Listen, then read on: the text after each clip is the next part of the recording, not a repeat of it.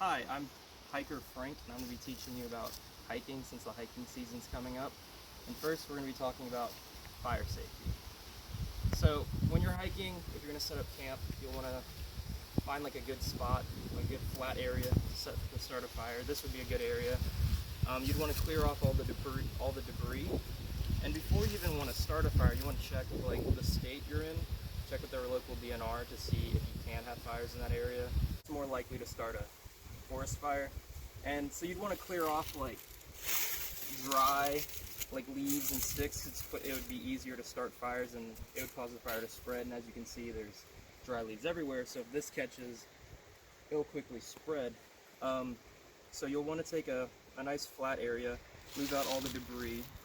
If you had stones like these, you'd stack them in a circle, and then you'd stack more stones on top, and then you would put the wood in the middle of that circle, and that's what you would use to start your fire.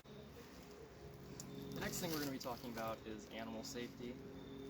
In Georgia, where we are, common animals you run into is squirrels, chipmunks, raccoons, possum, deer. You can run into bear. I'm going to focus on like bears, mountain lions, bobcats, and foxes if you run into those kind of animals. If you run into a bear, you want to, well, all of those animals, if you run into them, you want to keep your distance and try not to spook them or alert them. If you do, especially like with a bear or a bobcat, you'll want to stop moving and like slowly shift side to side to avoid them. And if they notice you, you want to stop. If they try to approach you, you don't want to run because those animals are faster than you and they'll catch you. So you want to make yourself look big and try to scare them away because they don't want to. They're more curious than they are trying to hurt you. And then also, if you're hiking in an area with those kind of animals, you would want to bring something to protect yourself, like a firearm or bear spray. If you're uncomfortable carrying a firearm, then bear spray would be a good option. And it doesn't mean it's just for bears. You can use it on any type of other predatory animal.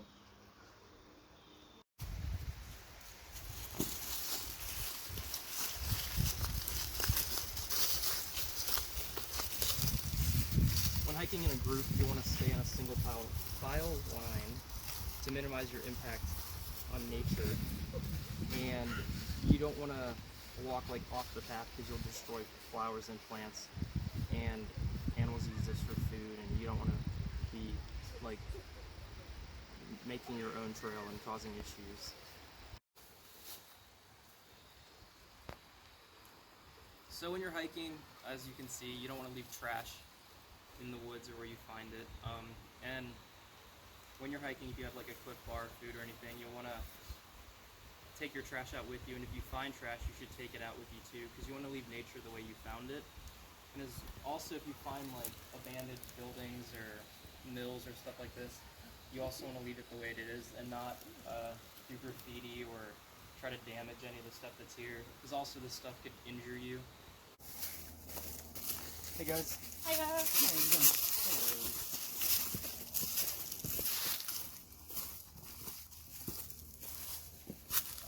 When hiking, if you're going downhill, you'll always want to yield to the people coming up the hill because you want to get out of the way for the larger group, and vice versa. If you're going downhill or uphill and there's a large group coming downhill, you want to yield to the larger group.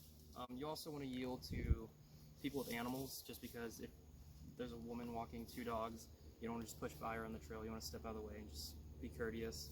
If you're hiking and you feel the need to get off the trail and let others pass, you can. It's just being courteous to other hikers. So when hiking, you'll find trail markers. So the trail markers for this trail are these two red lines, or two red paint splotches. So on the trail, as you're walking, you'll find on trees that this mark will be shown. And this is to show that you're on this trail.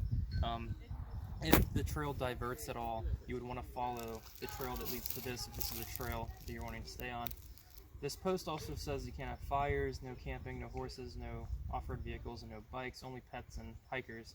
So this is also like what we talked about earlier. The local area will tell you if you're allowed to have fires, and in this area, we are not.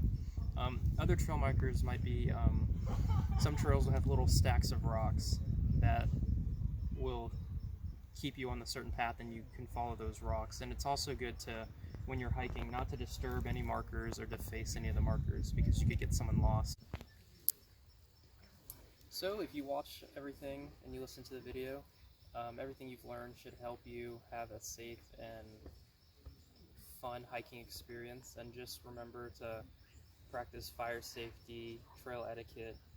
Remember to respect nature and follow the trail signs, and I think you'll have a fun and enjoyable experience on your hiking trip. Happy hiking!